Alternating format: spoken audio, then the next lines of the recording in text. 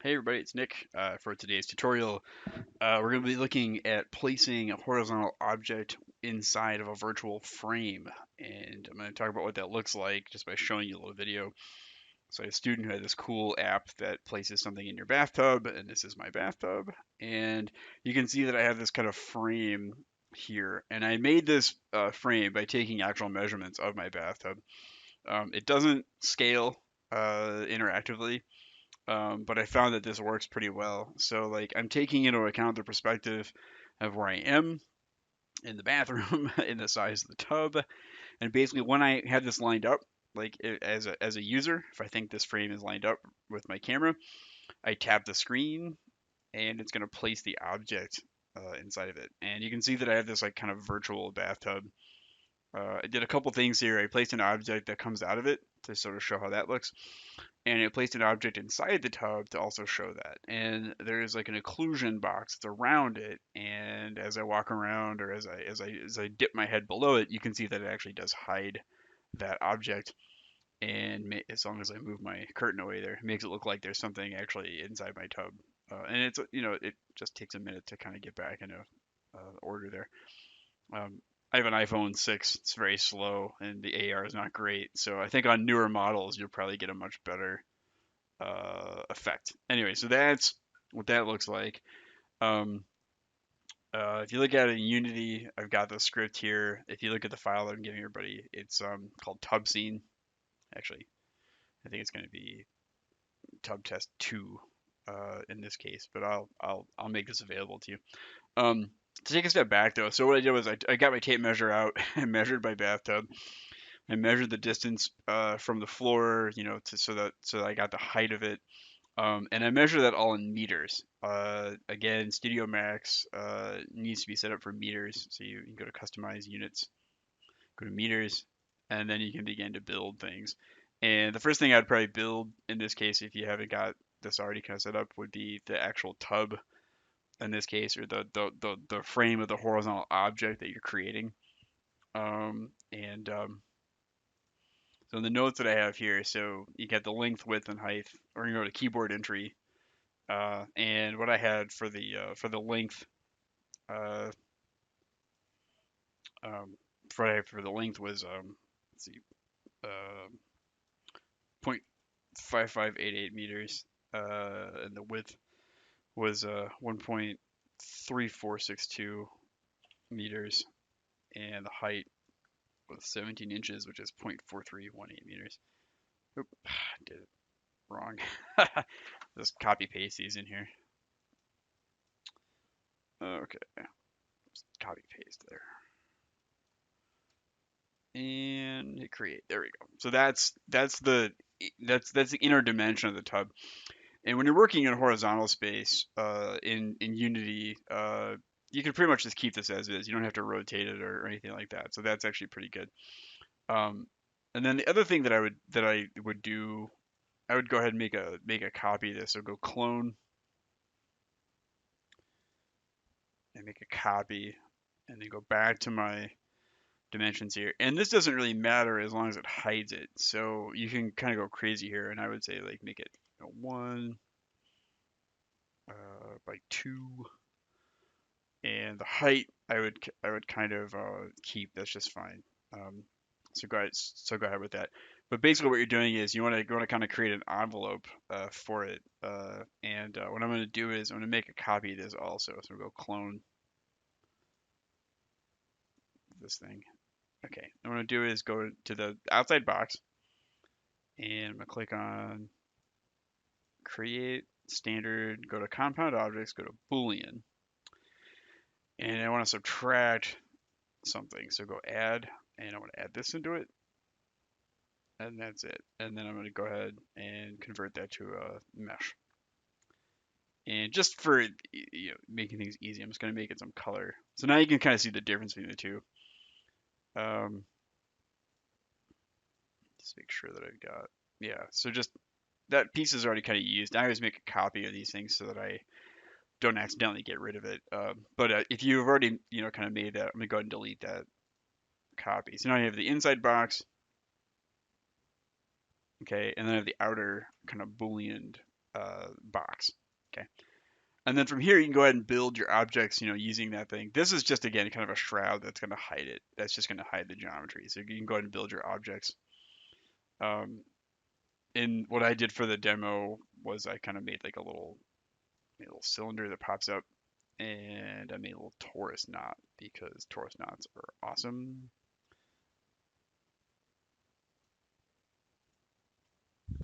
Pardon me. Um, and we go top view. You just kind of play with that stuff. It's a little big, but a little bit of buried treasure inside of our tub. And then in terms of materials, I've done this a lot. I'm just go to M for material editor, and you can look at the default materials you've got. I always go ahead and just change it to a standard material. And again, the newer versions, that might be like an Arnold standard material. That's fine. And name things what makes sense.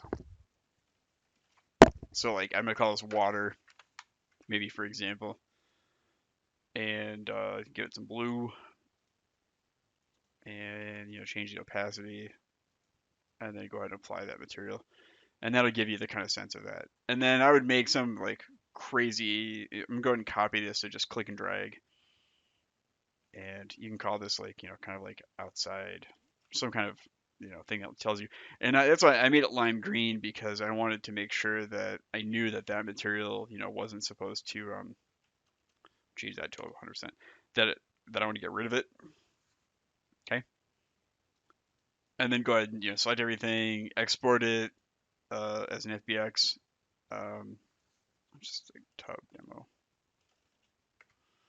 Make sure that you've got if you have animations, go ahead and get that checked. But make sure that embed media is checked, and that'll give you those materials, when you're going to go ahead and export that.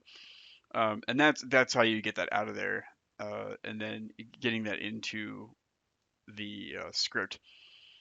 And so what I've actually done here is, oh, there's actually one thing I forgot. So if we go back to the Studio Max file, we need like a target kind of frame. We need this thing here. So what I did that I think is pretty simple is I went to the shape tool here, go to rectangle, make sure that your snaps are on, make sure that you're on vertex snaps only. And you say clear, and then just say vertex. And I just clicked and dragged, like a rectangle onto that, and then go ahead and go into the modify stack, and I want to apply a lattice modifier, and just say struts only. And for this thing, I felt like a 0.01 worked pretty well. And then go back to your material editor. Just press M. You can get there. And again, I made a crazy material. Just call this like frame or something like that. And I went and I made it yellow. Made it really bright, just all the way bright. And then I gave it a 100% self illumination, and that just makes it like bright. It does not affected by light or anything like that.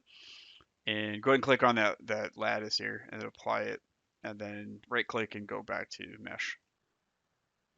And you can actually, and what I would recommend, well, actually what I did, sorry, is export that separately. So select that lattice that you just made, and then go back and say export selected, and export that as a frame FBX. And that's pretty much what I've got in my file. So if you see that, I've got what I call tub target, and then I've got this like tub demo. You can see those two things there. Okay. And that's what I'm working with. So that I have something that's a frame that I'm going to be using to set the scene up, and then I've got this file called tub demo. And what you need to know about that is that when you have the object selected, you're going to go through the same strategy that you do like pretty frequently when you export something from Max, and you're going to go ahead and extract the materials, extract the textures, and then go ahead and like apply those. And I called this kind of grass. It kind of sticks out of the water, and then knot, and then the tub water, and all those I think are self-explanatory. The one that maybe isn't is when you go to materials and you've got that like crazy, like outside material, Like for example, this material, if it's green, right? What you're gonna do is go ahead and go to the shader and then type in occlude, or sorry, um, go ahead and just do OCC, and you get like occlusion, and then you add that shader to it, and that's what's gonna make it so that it doesn't render. Okay, so that hides the other material. And in this case, I think I call it outside or whatever, but that's fine. So you're gonna go into that prefab that you've got, and just on your tub demo, make sure that whatever that outer kind of material is, if you named it correctly, is going to be matched to something that has that occlusion shader. The other shaders are fine. It's not going to really hurt you or whatever. And that's how you get that like in there. Um, and that's basically like how all that works. Okay. I'm going to go ahead and kind of get rid of these that I've already got in the scene, so I can show you how this works. So the script that I've got in the scene is attached to the AR session, and in here I've got, it's called Tub Frame Placement Controller. Okay, and it's got the frame and it's got the model. Those are the two things that it expects, and those are the two things it's going to be working on in terms of its code. Um, what I'm going to do though is that I'm going to take those objects I've got and I'm going to put them in a special place in the scene so that the camera can see them, and then the script will actually like work on it. So I'm going to take this tub target first and go ahead and place it inside the scene. And you can see these are so you got the basic transformation, rotation, and all that stuff like that. I'm going to go ahead and start with it just at 0, 0, 0. Okay. And that just gives me kind of a basis. If I look at the AR camera, you can see that it actually doesn't even see it right now. And what I've actually done is I've taken the camera and I've rotated it 45 degrees so that I'm looking down from where I'd be holding my phone. And that'll become kind of important later. But basically, you can just start with this and say, okay, I've got the AR camera kind of rotated, and I've got what I call the tub target, right? This is the horizontal plane that I'm going to try to align with something, okay? And if I move it a little bit, you can see how it shows up inside of the AR camera. And so what I did was, she went into my bathroom and I measured like where I could stand in my bathroom and still see the tub. And I found that again, so the height of it is actually 17 inches, right? So if you look at this, this blue here, that's going to be its Z. I actually found out that position in my bathroom, yeah, is 17 inches. So it's 0.4318 in terms of its meters. Okay, and let's go back to the camera again. Okay, and then the other thing that I found is that where I was standing was about 28 inches away from it, um, and that's actually going to be, if I go here, let's see in the Y here. So just check those colors. So the green is the Y. It was 0.7122. If I go back to my camera, you can kind of see that edge there of what that looks like. Okay. And that kind of gave me like a start. I did find it to tweak it a bit. So if I go back to my AR camera, um, look at this, object, just kind of get it so that you can get it within the camera, view. Gotta kind of move it a little bit. Yeah. So, it depends on the height of the person, and this is not like the best, in terms of kind of like usability. Um, but you kind of want to get that into the frame as best you can. And you can see even in my example when I got it, it wasn't quite. So that's pretty good. Okay, so you get that kind of tucked in there, so the camera can see the frame. And then what I would so right click this and you want to go ahead and say Unpack Prefab. So it changes. Prefabs are kind of predetermined kind of assets that you store, but they're not really accessible in code um, in the way that we want them to be. And then the other thing I'm going to do is I'm going to go ahead and drag this into the camera. and that makes it a child of the camera. What that means is that when the camera moves, that this is going to stay where it is, and it's very important because what we're going to do is we're going to use this target to transfer, its scale and its position to the tub asset. Okay, and then that way we don't have to worry about kind of finding planes as we've done in some of the other examples, or any more kind of complicated computational things. As long as you're basically standing in the center of the tub, and you're like looking at it, that should basically give you uh, when you look at it, it should snap in, and it should stay there. And that's kind of like an alternative kind of method to some of the other stuff that we've seen before. So this is just something, based on my own experimentation, again with my old phone. This seemed to work really well for me. So you've got the kind of tub target, and then the next thing we do is going to drag this tub demo asset into the scene. And once again, I'm going to go ahead and try to get it starting it off at kind of 0, 0, 0. So just get into these here, and I'm going to drag it and try to get it to kind of closely match where that edge is. And you can already see that because of the way that sort of like virtual kind of like occlusion material is mapped to it, it's already kind of disappeared. We go to AR camera, you can kind of see, if it's not like matching up, go back to your kind of top view camera. Depending upon, the way you modeled your asset and how closely you kind of got everything, you may be able to just kind of type it in. I still found that I kind of had to eyeball it, which I'm not super like fond of. I'm gonna go ahead and click on this. Yeah, it's not quite lined up.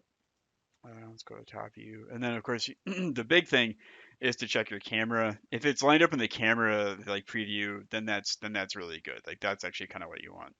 Um, so again, once again, we're going to go ahead and unpack that prefab, and we're going to drag it onto the camera.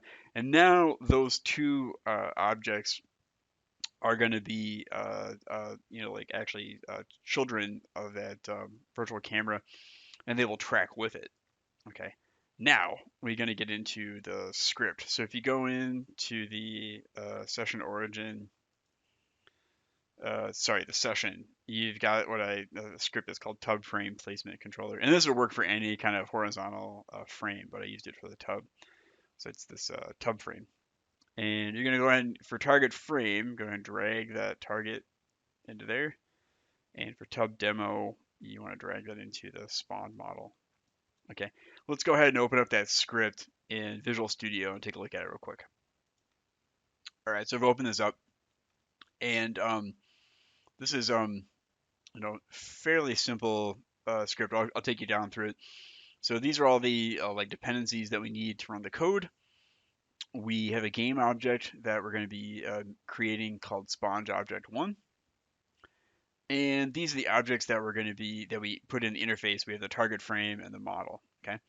Now awake means like when the script starts. What we're going to do is we're going to go into the spawned model and go into its children, and we're going to turn them off.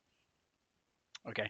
And if you look at this, is if you go into the tub demo here, the children objects are all these pieces. Like you can't actually change the rendering of the tub itself. You got to go into all the objects that are contained within it, its children, and you're just gonna hide them. Okay. And that's actually what this does. It says look in the model, find the renderer for each child, and then make it false. Just renderer enabled, false. Okay. And then update is going to run every single frame that we're in our app. And we use a simple touch input. And basically, once we've turned off the tub, like the actual rendered asset, um, all that's left that has not been turned off is the frame.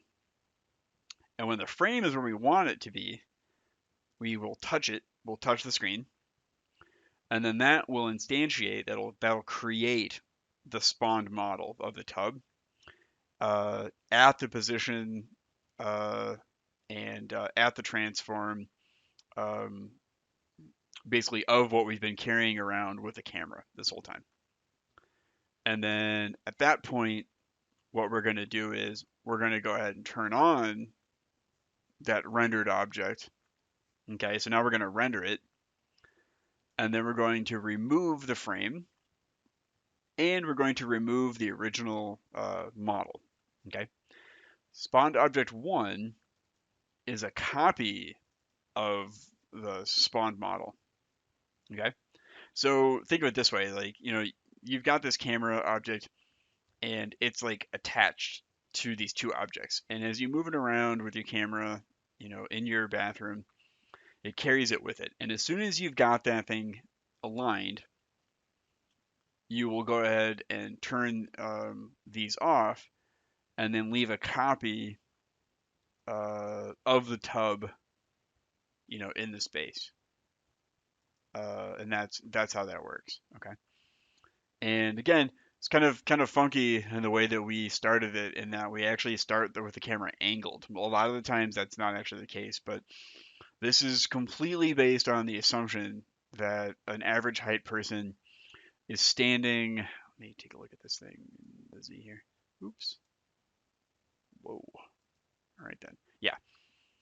Is standing, outside the tub, looking down at it, with their phone. Uh, and if that doesn't work, in your situation, whatever the horizontal target is, again, I keep talking about the tub, you can go ahead and change, some of these transforms for the camera and stuff if you need to, and you can change the position of this. I don't have a lot of room in my bathroom, so this is kind of a tight, like a tight squeeze, and that's what I was able to get away with, when I actually did, this thing. You can kind of, it doesn't even get into the frame. Also, I think some of the newer iPhones have a wider focal range, and that'll probably work to your advantage.